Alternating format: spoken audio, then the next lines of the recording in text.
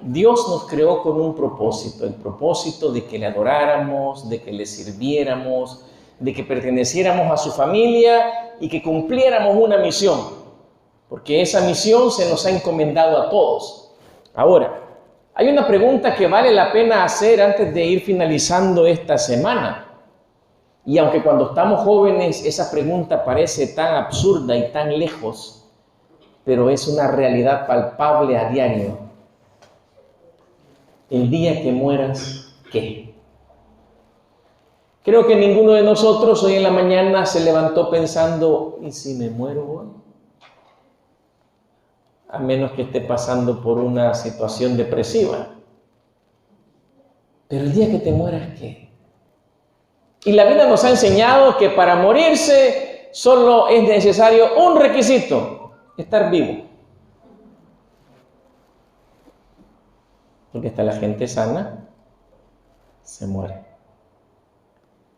Hace poco estaba dando una campaña en Estados Unidos, hace como 2 semanas, en el estado de Maryland, cuando un joven amigo me llamó y me dice, ora por nuestra familia, mi tía acaba de morir en Estados Unidos. Una mujer relativamente joven, 50 y tantos años. Era un sábado y me dice, quizás era como mediodía o pasaba mediodía el lugar donde vivía, me dice, hace 1 hora la encontraron muerta en su casa. Fue un ataque al corazón. Me impactó la noticia porque a esta persona la conocí en mi adolescencia cuando llegamos a la iglesia. Formaba parte de una familia que nos apreció mucho, que nos ayudó muchísimo. Y aunque no me relacioné mucho con esta persona, pensaba en los padres de ella, en sus hermanos, en toda su familia, que son amigos míos, hermanos míos en Cristo. Porque aunque somos cristianos y tenemos esperanza, el dolor siempre se siente. Lo procesamos de manera diferente, ya vamos a ver nosotros. La muerte nosotros la procesamos de manera diferente, por nuestra misma cosmovisión, por nuestras creencias. Pero esta persona estaba sana. Porque para morirse, como les digo, el único requisito es estar vivo, eso es todo. Hermano, y como decimos los salvadoreños, y no hay tales, jovencitos, niños. Cuando estamos adolescentes o cuando estamos jóvenes, la muerte solo es para los viejos. Así sentimos. Pero cuando más nos acercamos a la tercera edad, como que la muerte ya la vamos abrazando un poquito más, ¿verdad? Ya es más nuestra. Como les mencioné, la pregunta es válida. El día que te mueras, ¿qué? Desde 1840, el doctor David Livingstone había sido misionero en África, muy sacrificado. Allí sepultó por lo menos a uno de sus hijos. Allí sepultó a su querida esposa María. Ahí la conoció, se casó con ella y ahí mismo la sepultó. Cuando él estaba haciendo su último viaje, allá por 1870, circularon los rumores de que el doctor Livingstone había muerto. La gente de todo el mundo todavía respetaba a este caballero y tenían curiosidad de qué había pasado con este anciano, a quien consideraban excéntrico porque la mayor parte de su vida la pasaba en las selvas de África. Fue esa curiosidad, el saber qué le había pasado, que animó a que el editor del periódico El Heraldo de Nueva York enviara a un periodista muy polifacético, ambicioso reportero, Henry Stanley, y él aceptó con gusto la misión de ir a buscar al doctor Livingstone. Un artículo de tal magnitud lo haría famoso a nivel mundial. Después de varios meses de búsqueda, Stanley encontró al doctor Livingstone en Ujiji, cerca del lago de Tanganica, a finales de 1871. después de demostrar, después de entrar a un lugar, Stanley se hizo famoso por la forma en que saludó al doctor Livingstone. El doctor Livingstone era inglés, un hombre blanco, totalmente blanco. Y todas las personas que estaban ahí eran negras. Así que Stanley le dijo, el doctor Livingstone, supongo, ¿y quién más podía ser, no? Era el único blanco que estaba ahí. Livingstone recibió con mucha alegría la llegada de aquel periodista, porque aparte de buscarlo, él le llevaba alimentos, medicinas y otras provisiones que Livingstone necesitaba. Tenía varios años de no ir a Inglaterra. Pero quizás lo más importante para Livingstone era la compañía de este periodista y conocer noticias de Inglaterra. Estos dos hombres se hicieron buenos amigos y Stanley estuvo un periodo con el doctor Livingstone allá en África. Se hicieron amigos y cuando el doctor Livingstone murió, Stanley escribió una nota muy conmovedora. Decía así el periodista: durante 4 meses y 4 días vivimos en la misma casa, bote o toldo, y nunca encontré falta en él. Fui a África con tantos prejuicios religiosos como el peor infiel de Londres. Para un periodista como yo, que solo tenía que ver con guerras y asuntos políticos, los asuntos sentimentales no tenían importancia. Pero entonces tuve un tiempo para la meditación. Me encontraba aislado de lo mundano. Yo veía a ese hombre solitario ahí y me preguntaba, ¿por qué se detiene aquí? ¿Qué es lo que lo inspira? Durante meses, después de conocernos, me hallaba escuchándolo, sigue escribiendo el periodista, y maravillándome ante este anciano que había obedecido el mandato de Cristo: déjalo todo y sígueme. Poco a poco me fue convirtiendo, sin intentarlo, al ver yo su piedad, su celo, su ansia, su gentileza y la manera tranquila como llevaba a cabo su obra. Qué profundo impacto hizo el doctor Livingstone en la vida de Stanley.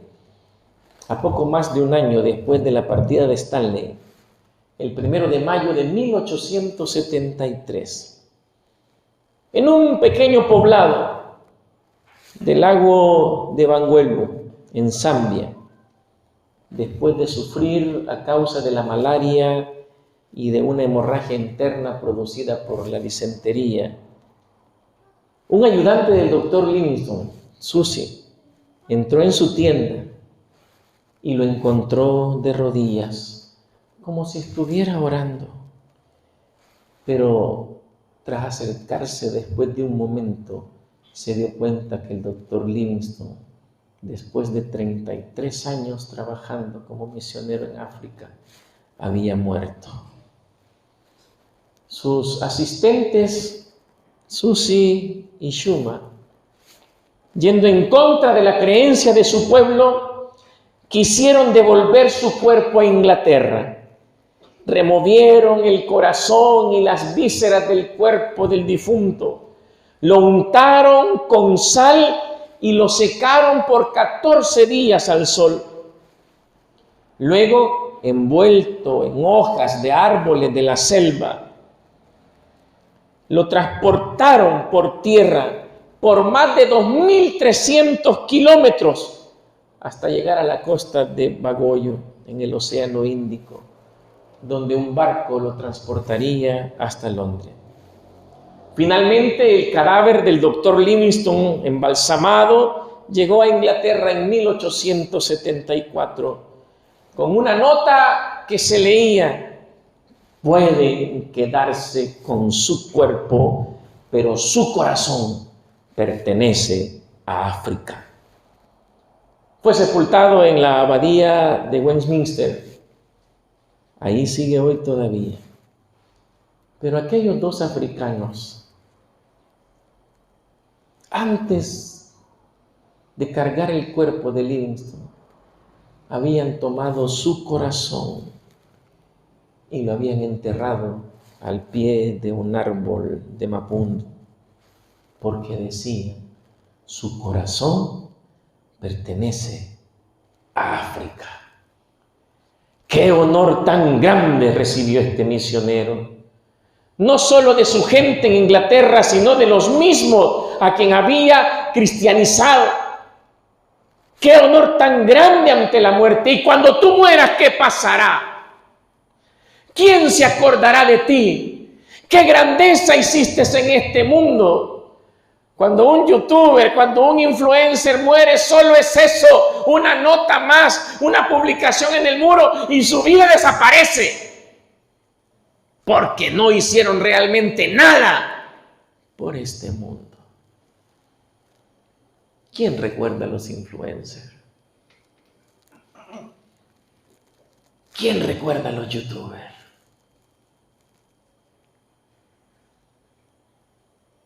¿Quién recuerda a las personas que ayudaron a otras personas? El impacto que tiene nuestra vida en la vida de los demás es impresionante. Pero hay algo importante, ya que estamos hablando de la muerte. Hace algún tiempo vi en un muro de Facebook una publicación de una jovencita, no era joven, ya era una persona, pues ya era un joven adulto, ¿verdad? Que se había criado en la iglesia adventista, nació en la iglesia, creció, fue criada en instituciones adventistas. La publicación que estaba haciendo, pues me imagino que quizás en ese momento estaba triste esta persona, porque estaba publicando un recuerdo de su perrito que había fallecido hacía 1 año y medio. Para cualquiera pudiera ser una nota, pues sin mayor importancia. En la nota ella expresaba cuánta falta le hacía después de 1 año y medio. Pero al final de la nota aseguraba, pero estoy segura que desde el cielo me estás cuidando.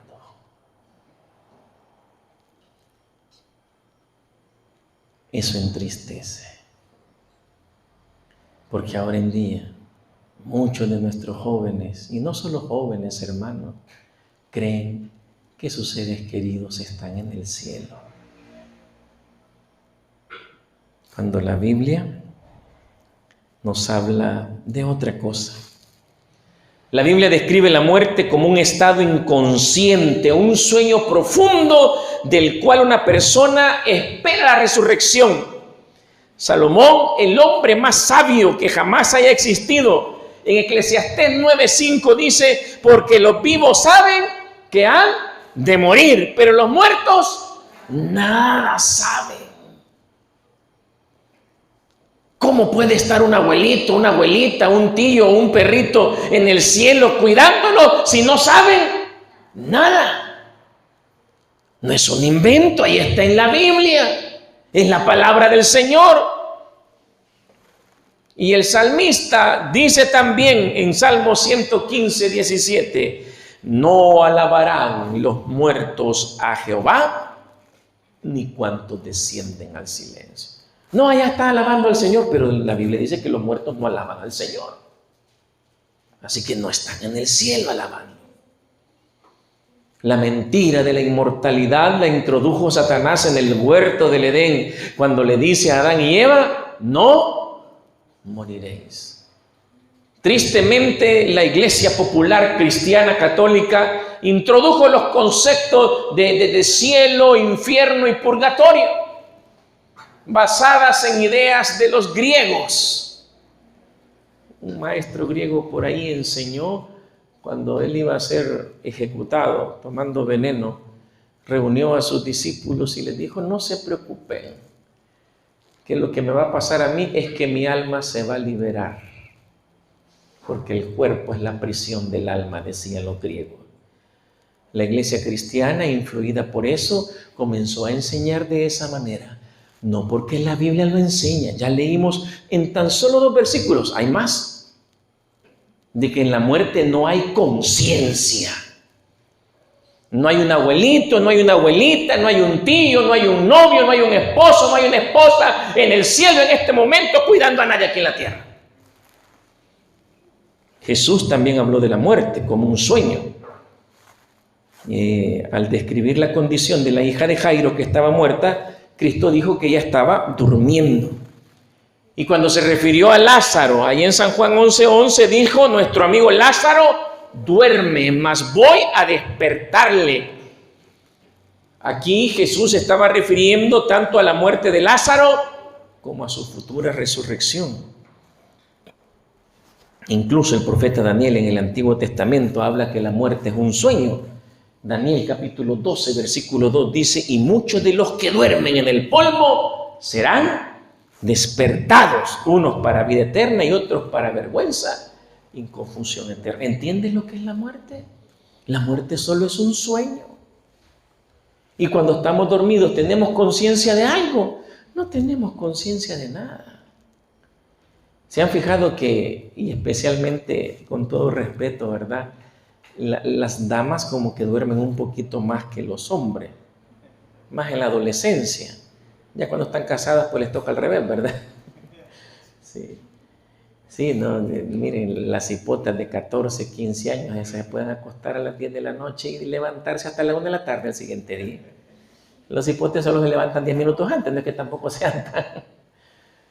Pero durante ese tiempo, miren, 10 horas durmiendo, no da hambre, no se cansa uno, no puede conversar con otras personas.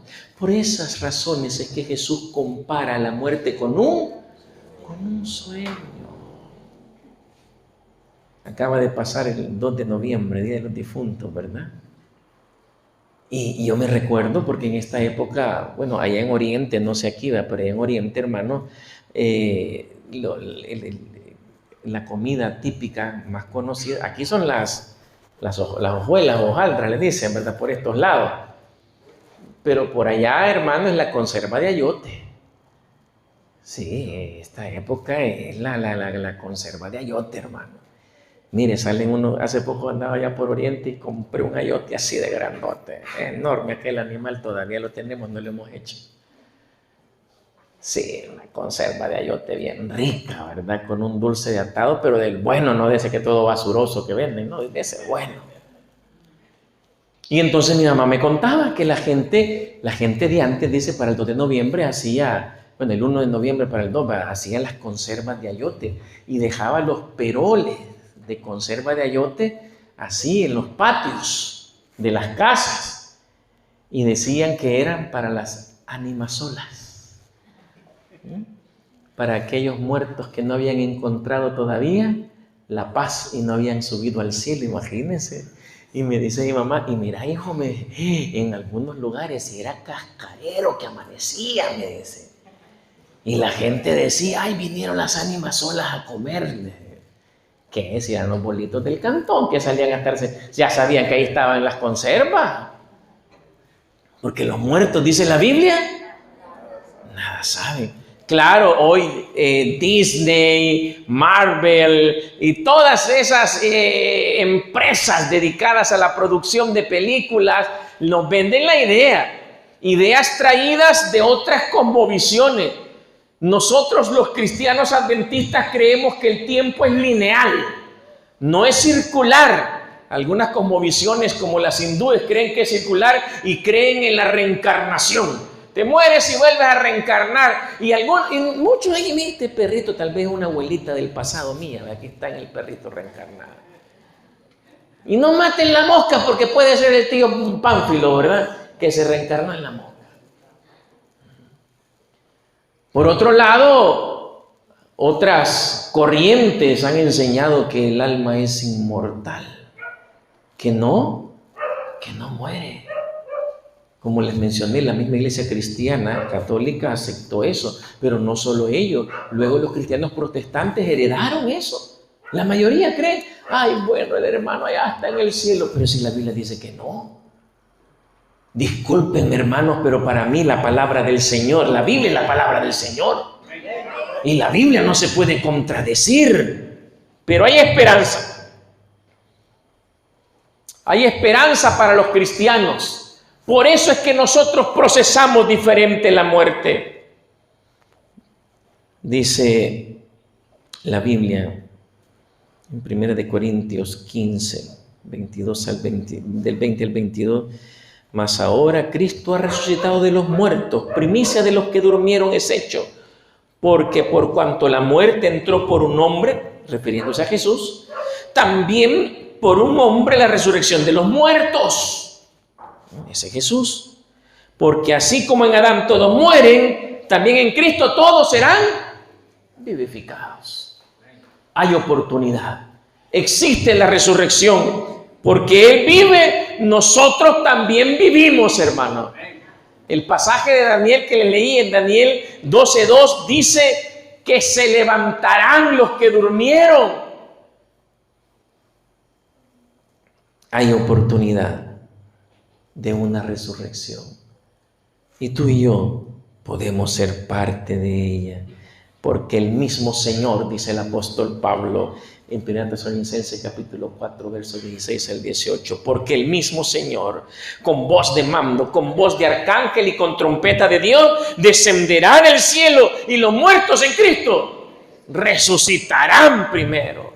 Luego nosotros, los que vivimos, los que hayamos quedado, seremos arrebatados juntamente con ellos en las nubes para recibir al Señor en el aire y así estaremos siempre con el Señor. Por tanto, termina el apóstol Pablo diciendo, alentaos los unos a los otros con estas palabras. Esa es nuestra esperanza. Cuando morimos vamos al sepulcro, al Seol, no hay más. Nadie regresa, nadie se acuerda, nadie ama, nadie odia. Dejamos de sentir, de pensar y de ser. Pero cuando el Señor venga, resucitaremos, dice la palabra del Señor, los muertos en Cristo.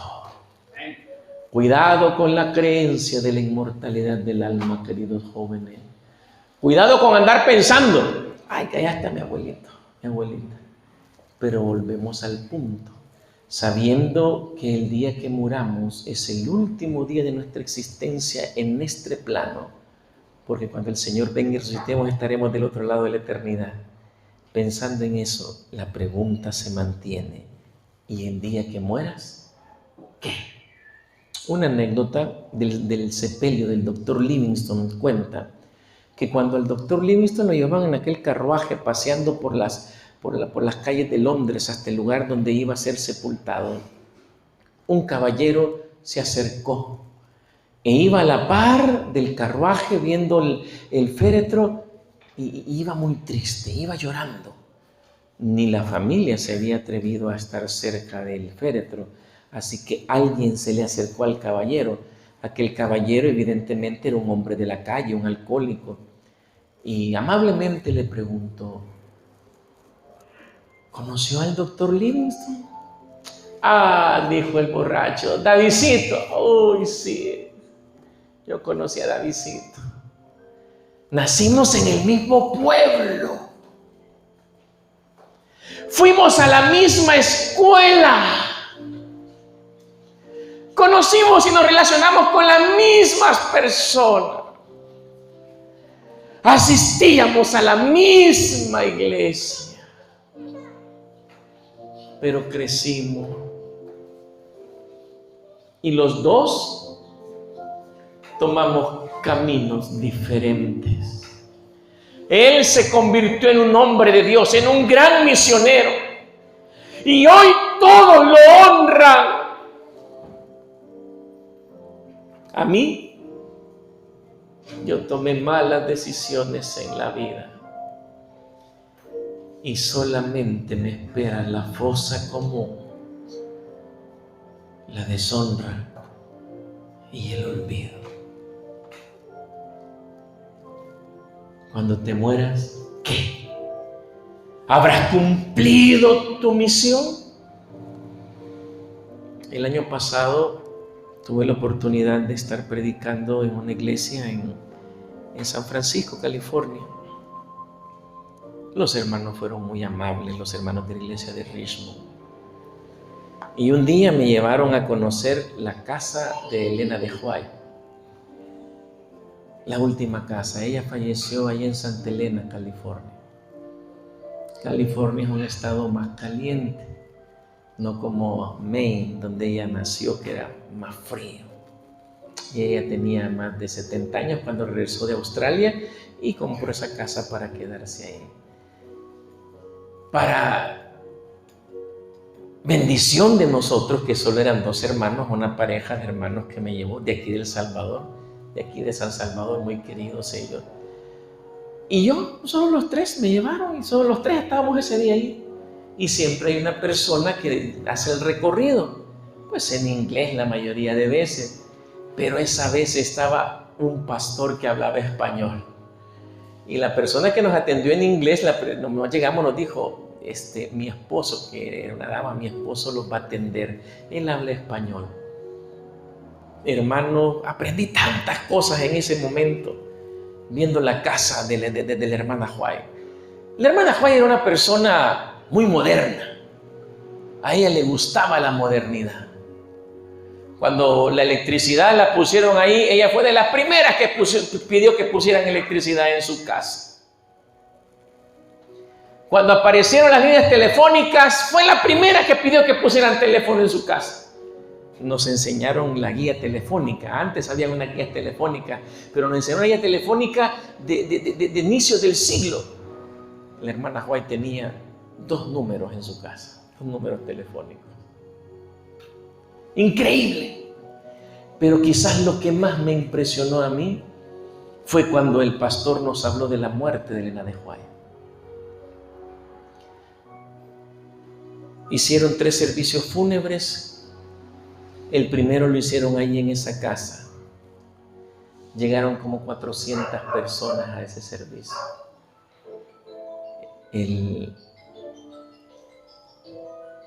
La mayoría de los asistentes de esas 400 personas no eran adventistas.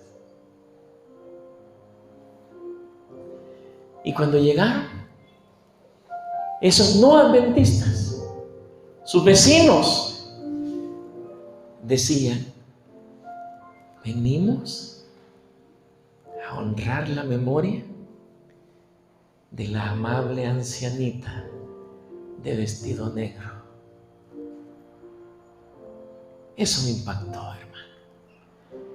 Venimos a honrar la memoria de la amable ancianita de vestido negro.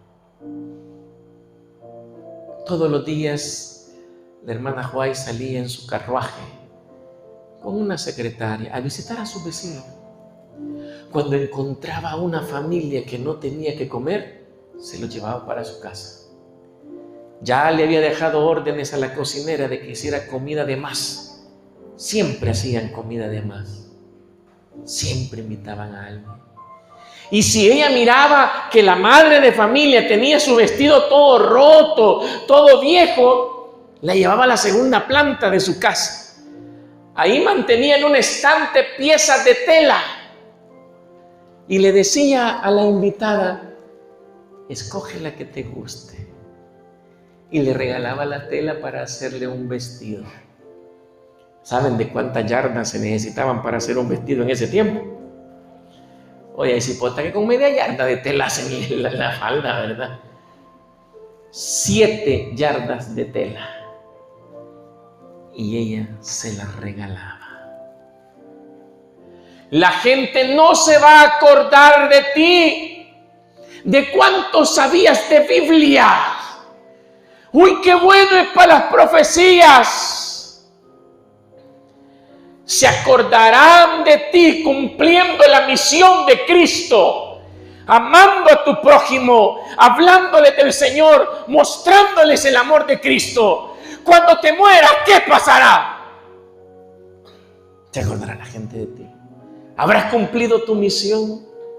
Esta noche quiero finalizar orando para que le pidamos al Señor, ayúdame a cumplir la misión, Señor. Ayúdame a ser como tú. Ayúdame a reflejarte. Y si algún día he de morir, que la gente recuerde el mensaje que yo les enseñé. ¿Quisieras pedirle eso al Señor? Ponte en pie para que oremos juntos.